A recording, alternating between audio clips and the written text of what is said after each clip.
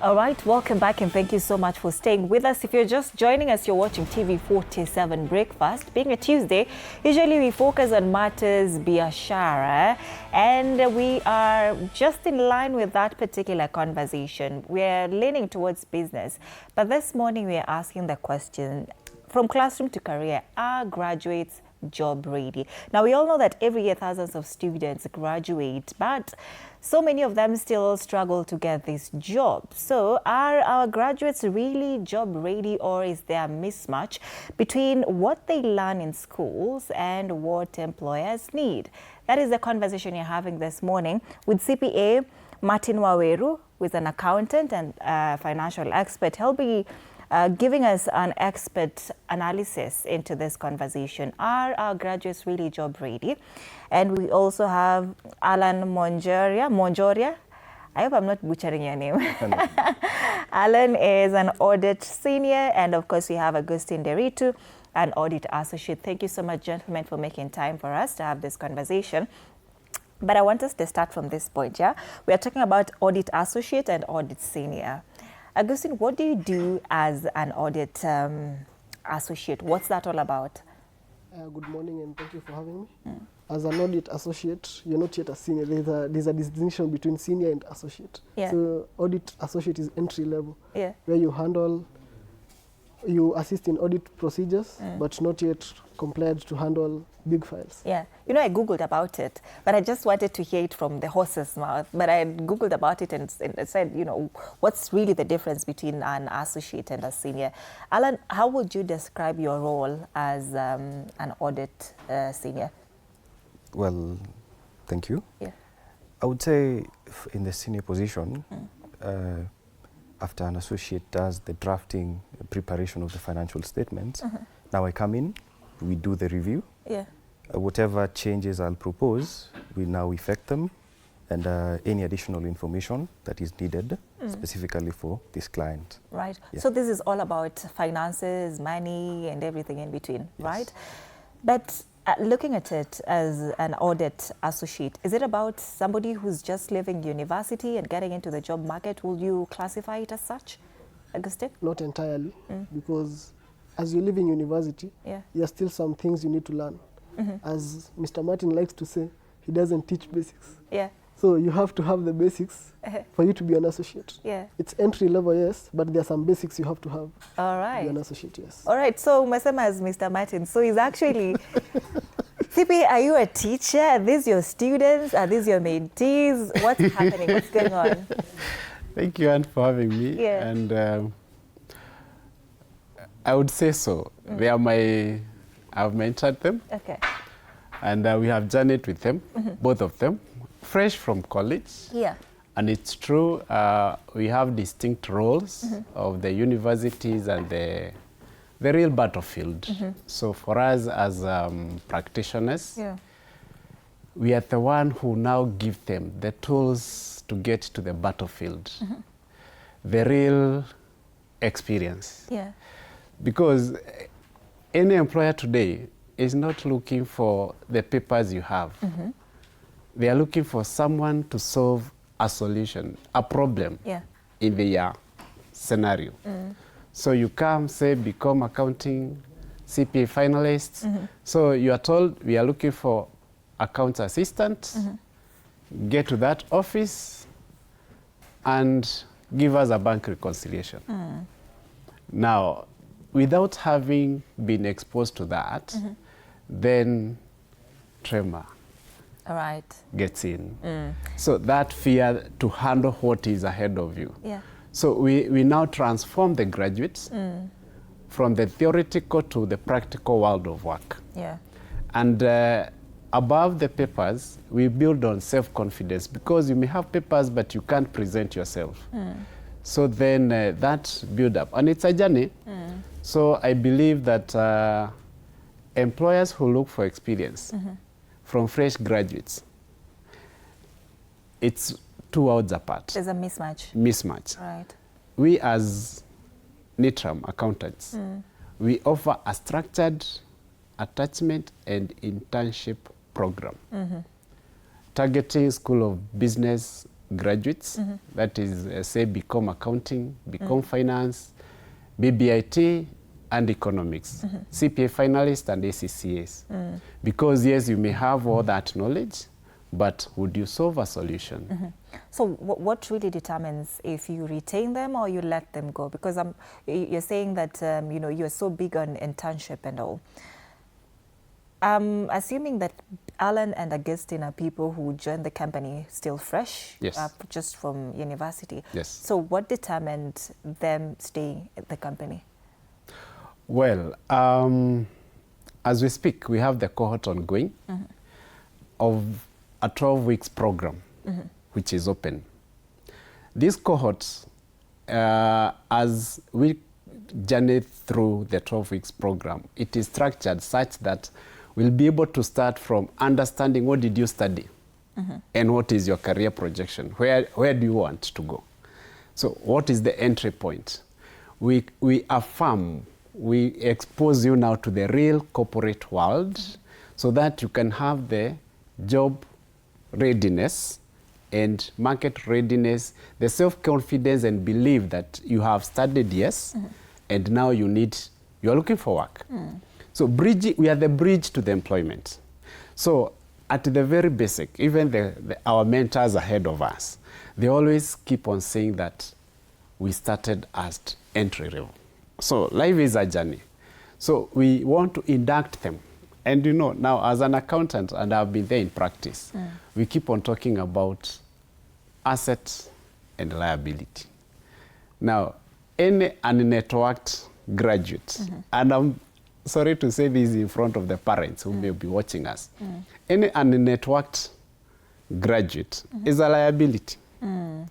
That is a graduate who is not networked? Yes. Okay. And for us, we have a role to induct them into corporate network, corporate world, because if they can stand out, because thousands will graduate in 1 year, different campuses, and all courses, I may say here, they are marketable.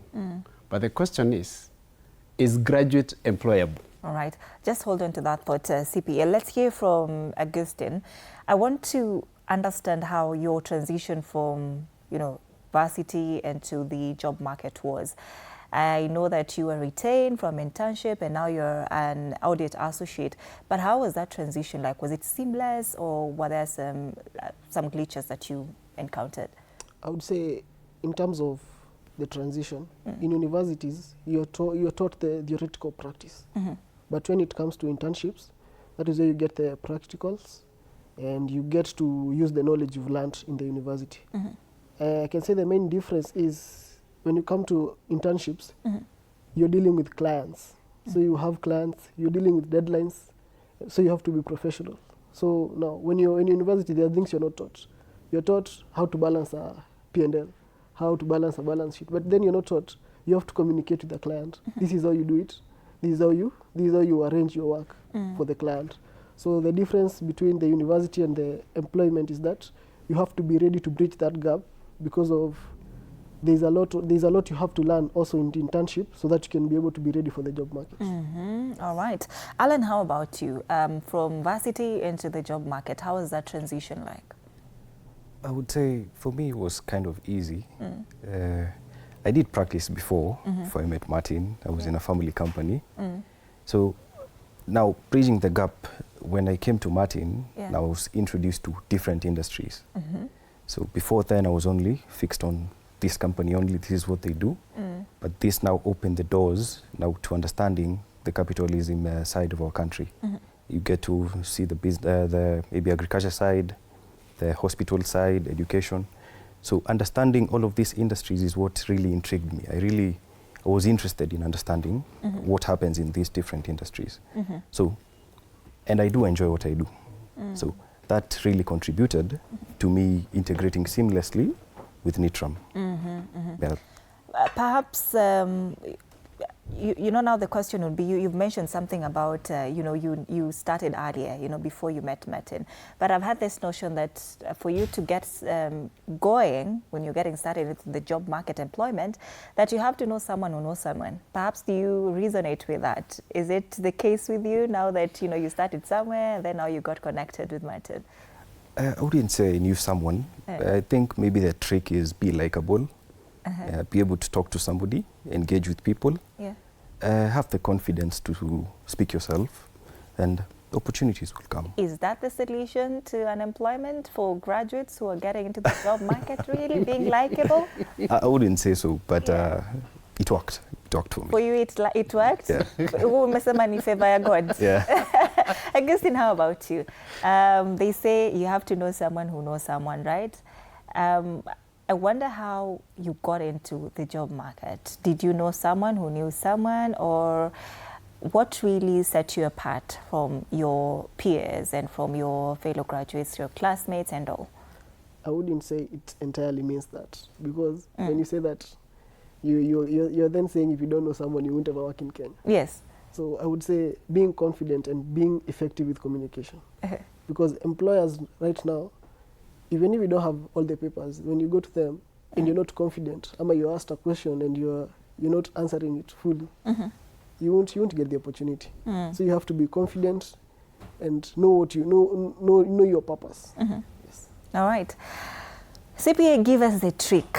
You know, I've had a lot about this conversation. You know, you have to know someone who knows someone for you to get a job, especially if you're a graduate and you're just fresh out of college, university. You're trying to get your foot onto something, right?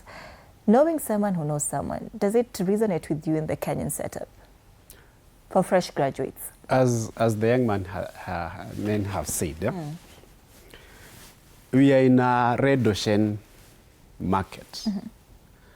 The job market is flooded with graduates. So the question is, what sets you apart? Right. How do you stand out?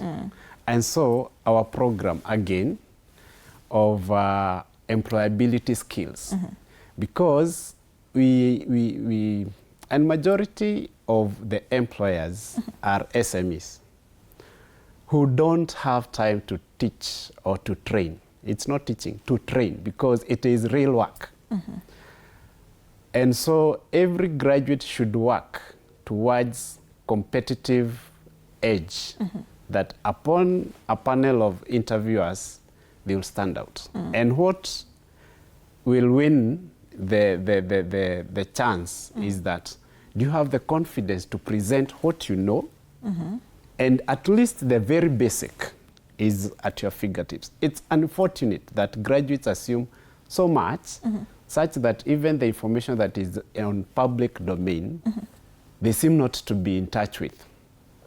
So you need to have the very basic so that you stand out, and so you give the employer the benefit of doubt to give you the opportunity to run now on the job. That is the trick. So then, the attachment that graduates go through before graduation, 3 months, it needs to be impactful. Unfortunately, majority of the graduates that I've met, they go to a place in fulfillment of graduation. Yeah.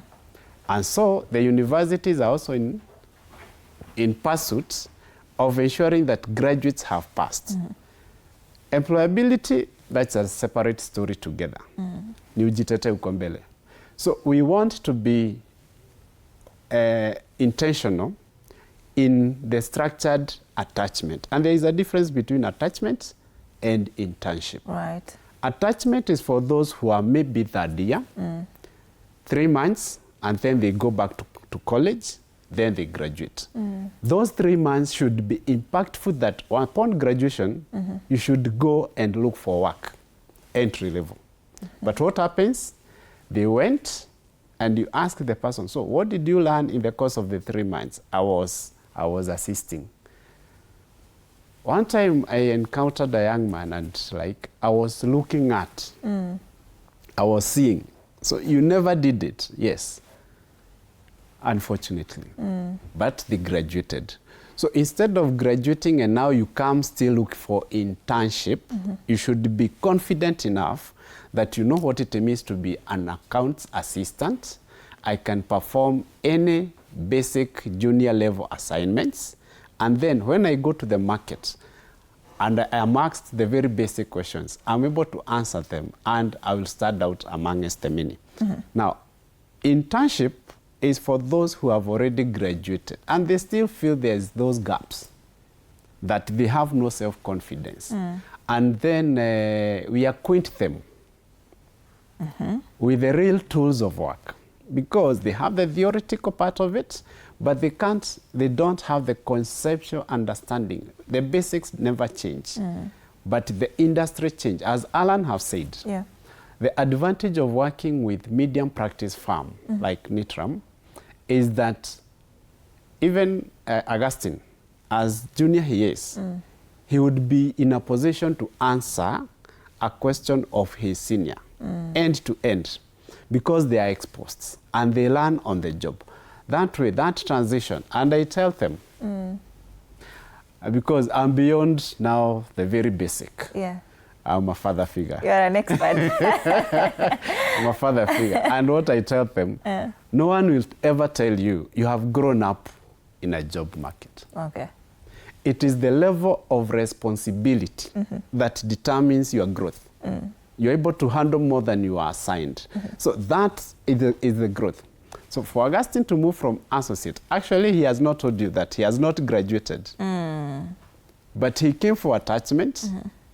Then he is waiting graduation. And he learned.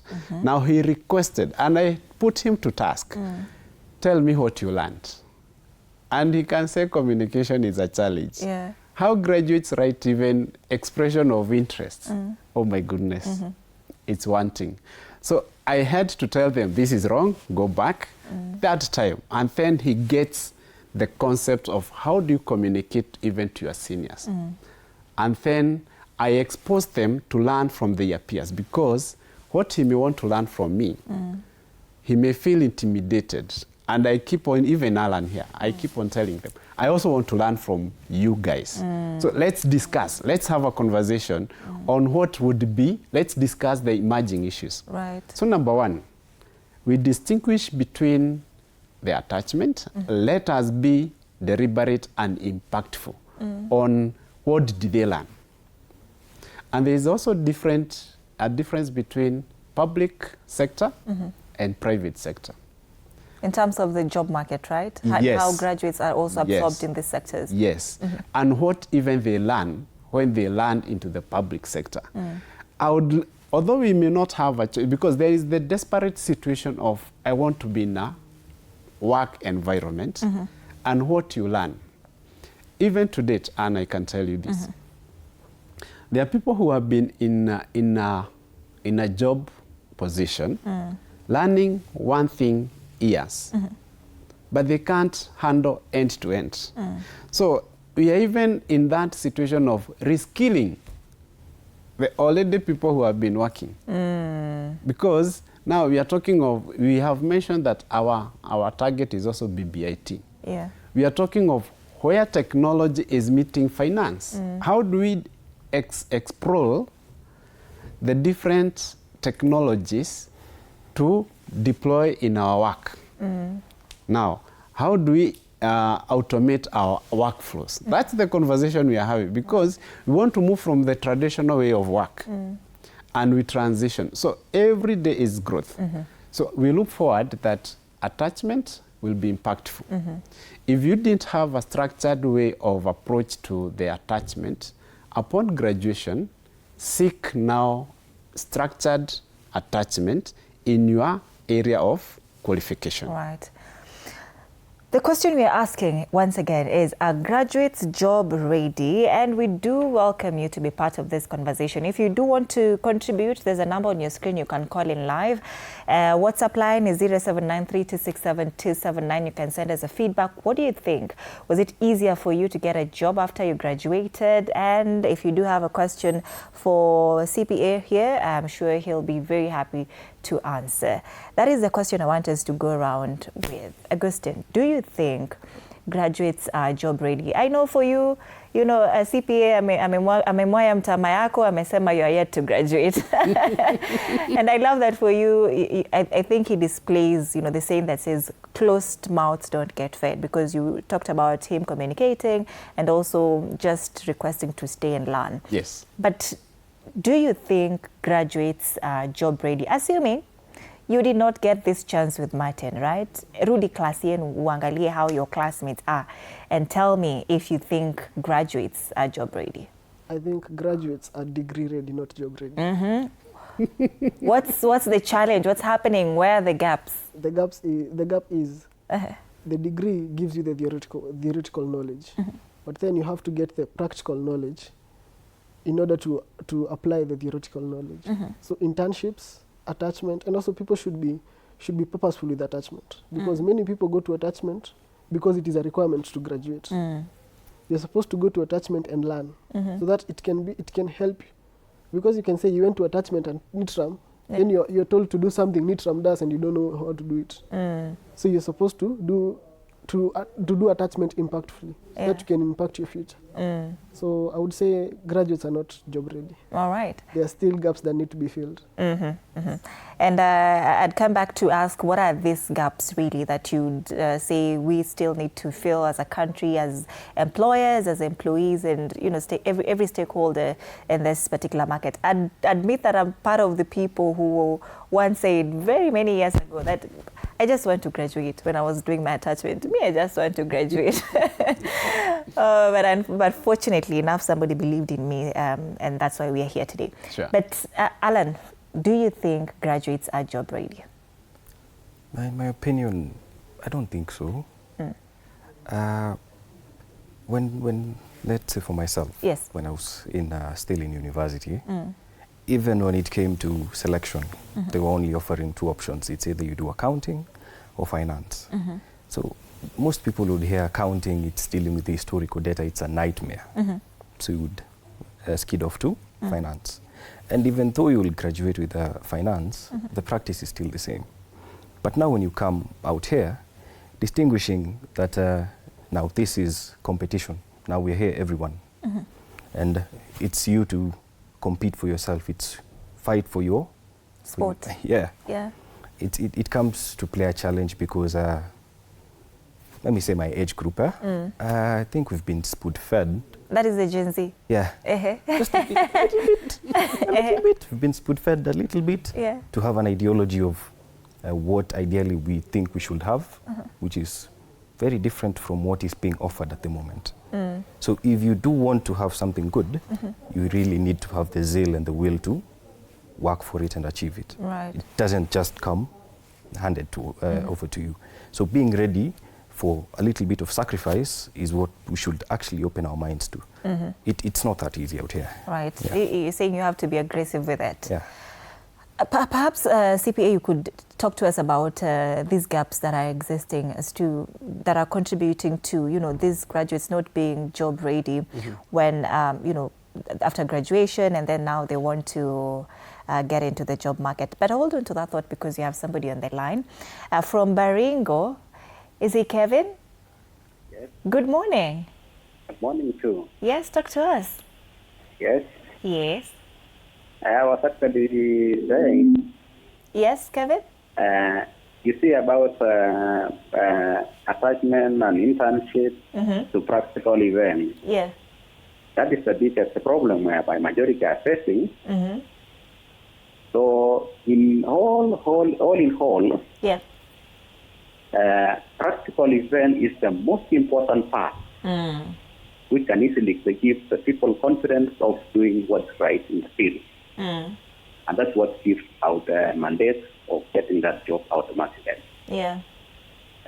So that is whereby all learners should be also oriented to know about the theory section, the practical events, but it's also in a compulsory stage. That's all. All right. Thank you so much. Is it Kevin? You didn't tell me your name. Kindly. Kevin, I'm Kevin from Baringo. All right, Kevin, thank you so much for your contribution and for watching. Keep watching, and we're hoping that you'll call again to also give us. Thank you for professionalizing many things for the day. All right. Thank you. So Kevin is talking to us about, the importance of internship and putting everything into practice while, in attachment and as well doing some sort of internship, right? But we were talking about gaps that are now existing that are acting as stumbling blocks to graduates. What are they? Number one, as Alan has said, the student, him or herself, understanding the difference between the year selection. There is a difference between the role of a BCom accounting graduate and the role of BCom finance. It's clear once you graduate as a CPA finalist, you become an accountant. It's clear, crystal clear that that's the path. And so the confusion is to the graduates, the difference between BCom accounting, BCom finance, just to say. So in the world of work, everything starts from accounting. Yeah. Because, and this is an understanding, so the theoretical understanding, now you need to be transformed, the transformation, that a finance person uses accounting reports to make decisions. But then they need to understand the originality of these figures. So entry points, getting to know what's the difference of what I majored on and where is my start point. Because it makes a good accountant to be a good finance person. Because you understand the numbers. It makes a good accountant to be a good auditor because you query the numbers. It makes a good accountant to be a good and an expert in tax. Tax is not a legal dispute in any case. It's the numbers misclassified, allowed or disallowed, and the different treatment. So the entry point is the accountant. Now, as you journey, as you grow up, is where now you develop other interests. And so you start now, as you become, you are now still in the journey of making. So St. Paul said, we are not yet, we are still in the making. Yeah. So in that journey, you now start getting interests. I'm so much into tax, I will need to major in tax. And which area of tax? I feel accounting is boring, I need to be in audit. So, and also audit is different from internal and external. So it's through the journey of experience that now you start getting more experience and more interest into where you major. Now, first question or the first challenge, understanding what is your calling, what is your core. Number two, then presentation. Image matters. Because I can tell you, we do so much to transition these guys from class to corporate image. Somebody will say, it doesn't matter, but we know. Yeah. Image matters, and the self-confidence. I even tell them that you don't dress just for yourself. Number one, how you dress, it builds up on your self-confidence. And you feel that you are presentable. That self-confidence, it builds up on now the aspirations you are looking forward to. How do you communicate to your peers, participating as team? And now, how do you take that communication to your client? They always know they don't work for the firm. They serve the clients who gave us the opportunity to serve. And because in that environment is also competitive, as a firm then, our summation of us now, all the key resource persons, what is our deliverable? Do we stand out in quality? So what is quality as far as what we do is concerned? And finally, time is of essence. So all assignments must be timely because there are deadlines to be reported. So as Augustine said, you are never taught about now being fast in execution. Yeah. You maintain the speed, at the same time, quality and accuracy is maintained. How do you match that? Yeah. Those are the gaps. Now, they don't happen like waterfall. You build them over time. So the 12 weeks structured program, because it has a flow from the entry to the exit, it ensures that those 2 years experience that the employer is looking for, you'll be able to have that confidence. So we don't, I may say, we don't guarantee employment, but we guarantee absolute confidence to employability. All right. And I know we focused a lot on, you know, finances, accountants and all, but I know somebody who is not doing accounting and finances is watching this broadcast and is wondering, okay, I am doing something in psychology, then what should I do to improve my level of employability? Hold on to that, because that will be your next thought. Aside from now, you know, looking at it from the accountant's perspective and finance perspective, just as an employer in general, what are people looking for as employers, you employers? But Augustine, I wonder if as an associate, as somebody who, you know, from university to the job market, who is yet to graduate, if at all they were able, you were able to negotiate your salary and the kind of remuneration that you wanted, how was that like? Or bado hamjafika your level, your remuneration? You know, they say, let me come back to you, just hold on to that, Augustine. They say that most companies, when they're getting, you know, these graduates into their companies for internships, usually they do free labor. They don't pay them. I don't know if that is the case with you guys. But were you able to negotiate for remuneration? Usiogope. Kama bado hajafanyika, put him on the spot. I would say yes. You, on my point on communication, you're interning, but after internship, a company, there's a policy. There's always the policy when you're given a contract. A company is giving you an internship at this rate. Many companies you don't work for, I don't think you intern for free. Many companies offer a stipend to employees. But then, after the attachment, internship, now you can sit down with the boss and then you negotiate. You, depending on the quality of work I've produced during my internship, I feel I deserve this. What is your opinion on this? The thing is communication. Knowing how to communicate and being courageous enough to communicate. Many employers look for that.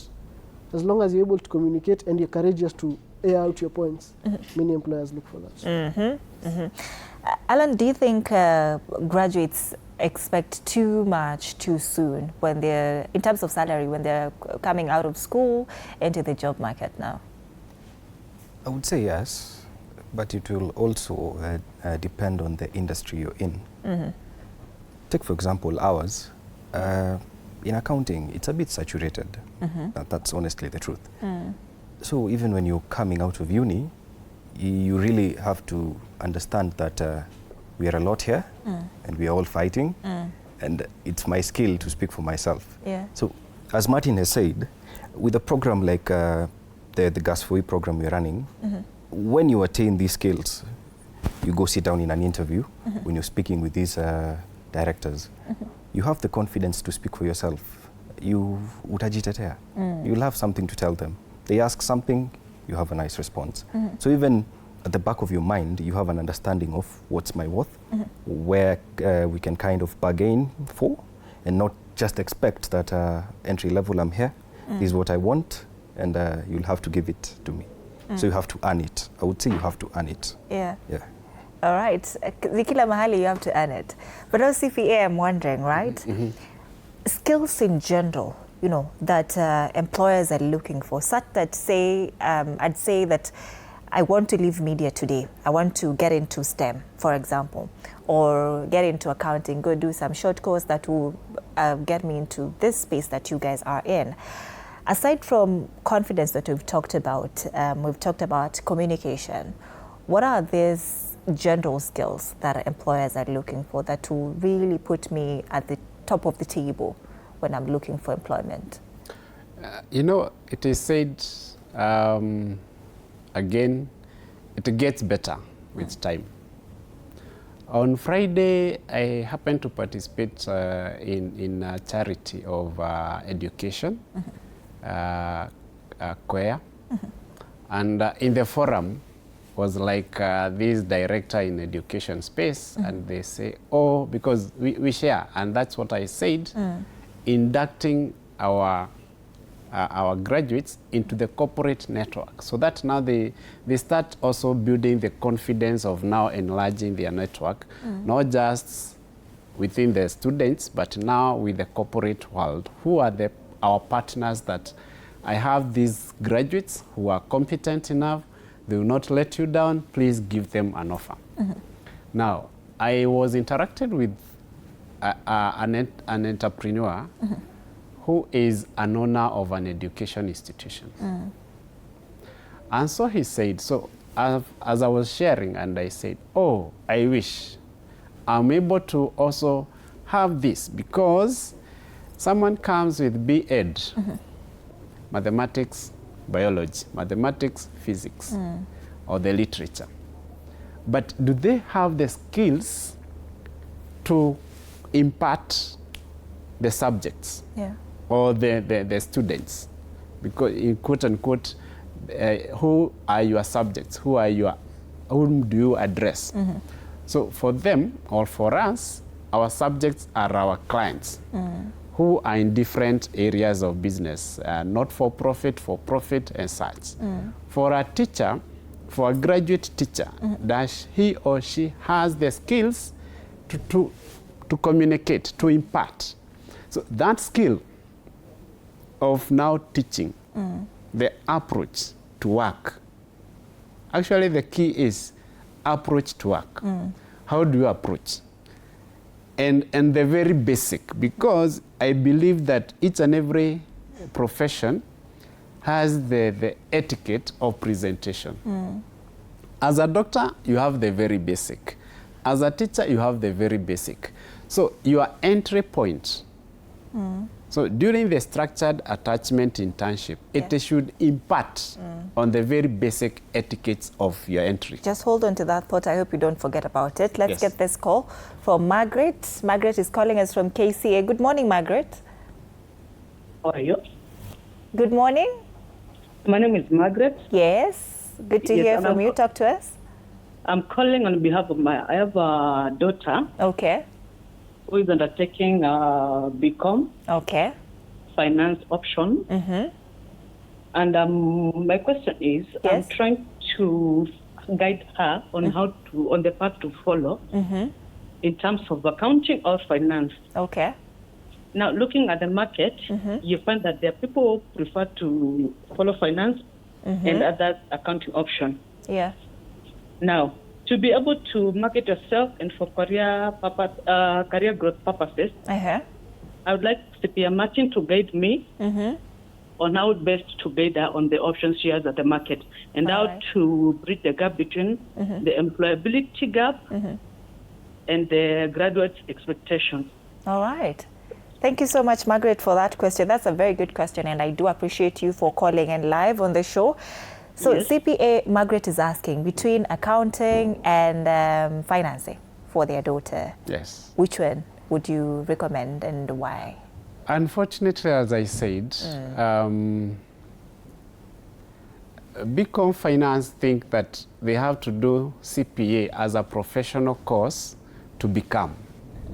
But we have ICIFA, or Certified Investment and Financial Analysts.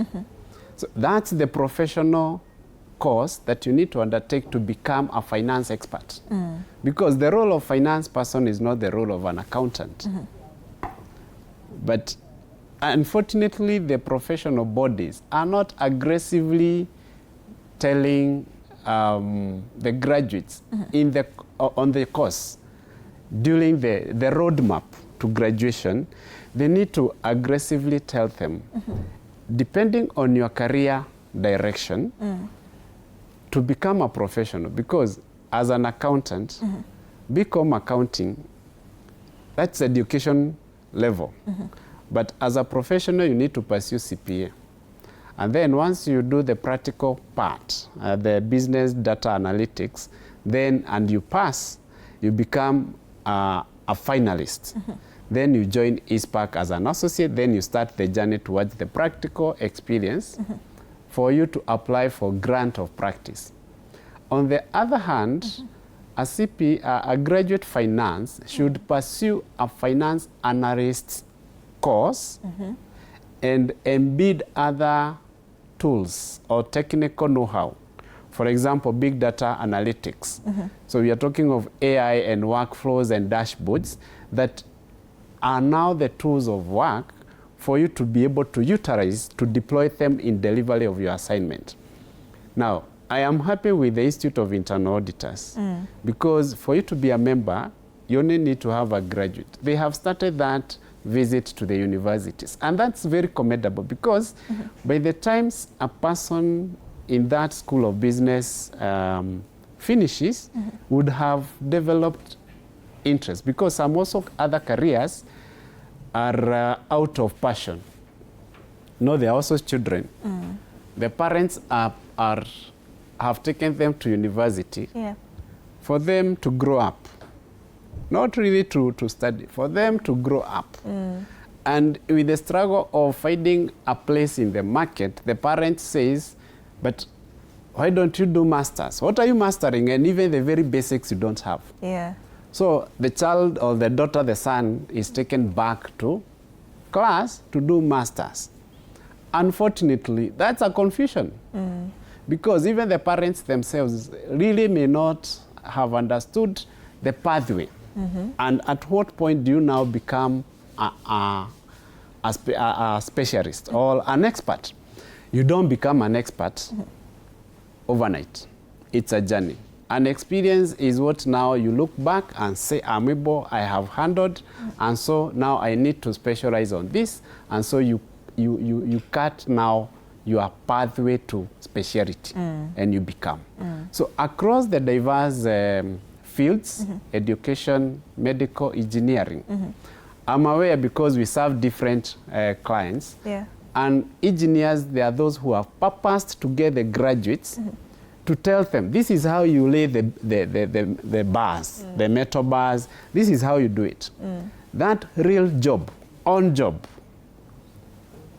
speciality or understanding is what now sets you apart, and then you become.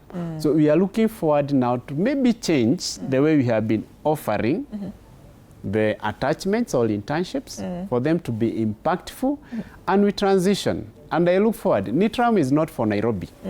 It's not for Kenya. Our market is Africa.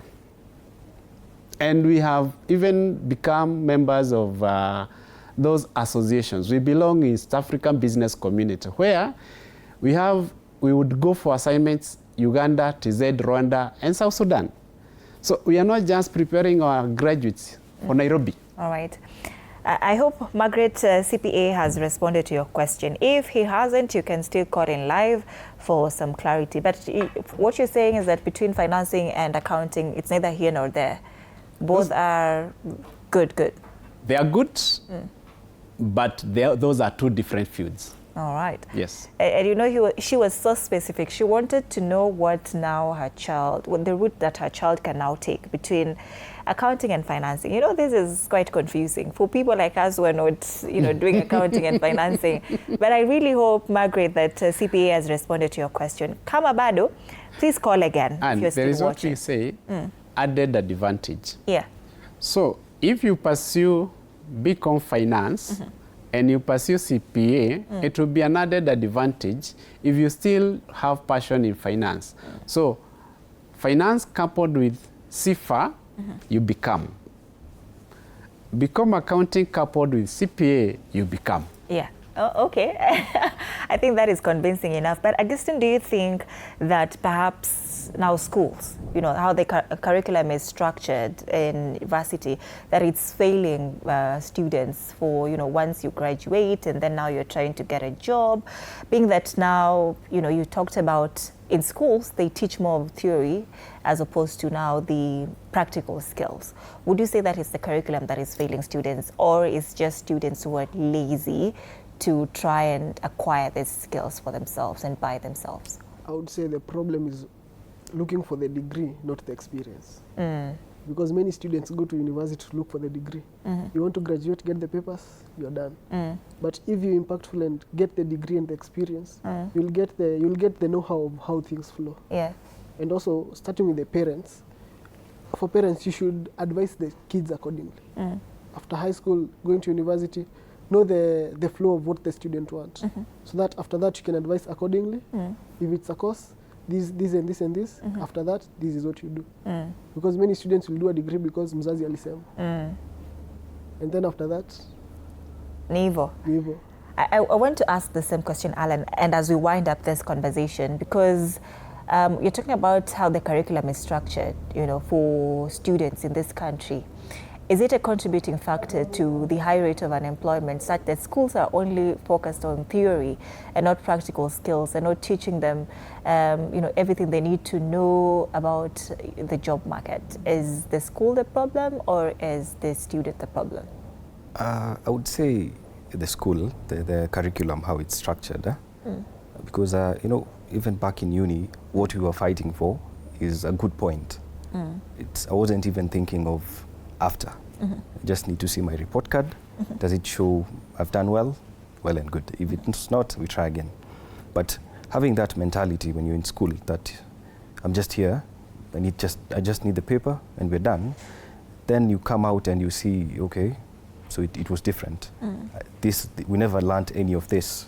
So not having that information while you're still learning in school is a bit of a gap that we have. And maybe it can be addressed sooner or as we go on. But all in all, for a person, I think you should get into a field that you enjoy.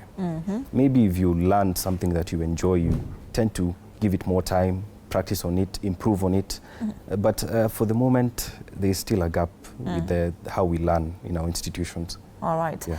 CPA, perhaps, do you think now the schools should change how they are teaching the students and just prepare them for the job market? Well, that's why we say of industry players. Schools will still pursue to impart the knowledge. The theory part, that's their business. And even if they tried, they may not. So it's upon the institutions to partner with industry players so that then the attachment internships are impactful. And that's the difference. So deliberate partnerships will will bridge that gap. Right. Because then the internship attachment will be purposeful and impactful. All right. As we wind up, and this is your final question, I mean, you know, you mentioned something about public sector and private sector with regard to how training is done between these two sectors. I'm curious to know which sector you'd say is thorough when it comes to training, you know, graduates or these students for the job market. Is it the public sector or the private sector, and which sector is lacking behind? Well, private sector is very impactful. And those people who start from the private sector medium practice, they thrive well because they're able to handle end to end. And even if they went to the public sector, because there's the advantage of the private sector also serving assignments in public sector. So they will understand. It is difficult for someone from public sector to plug and play in the private sector. So I would say that private sector start for graduates, it's impactful. And because gift is life, in fullness of time, they will experience that which they were hoping for. All right. Finally, jamani leo nimesema finally mara mia. Will AI take our jobs by or before 2030? What do you think? AI is an enabler to what we do today. It will not. But it will replace those who will not have taken up the challenge to learn how to deploy it into the day-to-day work. Yes. That is the conversation that is coming up next, and thank you so much for also chiming to that particular Tech Talk, which is coming up next with Freddie and Demoli. Keep it here for that. Thank you so much, CPA Martin Waweru, an accountant and financial expert, for making time for us to have this conversation. Thank you. Thank you so much, Alan Monjoria. He's an audit senior, and of course, Agustin Deritu is an audit associate. Thank you, gentlemen, once again for making time for us this morning. We've come to the end of this conversation. From classrooms to careers, graduates, job ready. Let's continue this conversation on our socials. TV47 Kenya on Facebook and on YouTube. On X at TV47 Digital, you can tag me at Annie_Dida. Our WhatsApp line is also very active, 0793 267 279. The next conversation is also very interesting. Still ties to the conversation we've just had this morning. AI and jobs. Will AI take our jobs before 2030? Yes, keep interacting with us. Keep it right here for that conversation. My name is Annie Odida. Good morning.